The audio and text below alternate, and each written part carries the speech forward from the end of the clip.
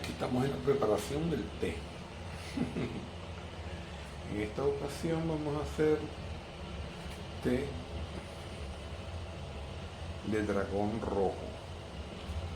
Supuestamente es muy sabroso. Vamos a ver, estamos aquí. Aquí ya tenemos la miel con limón, los dos envases, aproximadamente 1 litro. Las bolsitas de té y aquí calentando el agua en nuestra nueva olla. A ver, Easyworkz. Vamos a ver qué tal. Debe estar a puntico, ya le está saliendo un poquito de vapor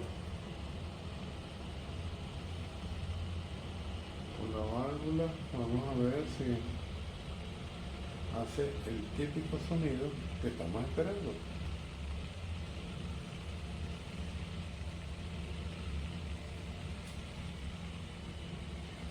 A ver, mira cómo sale.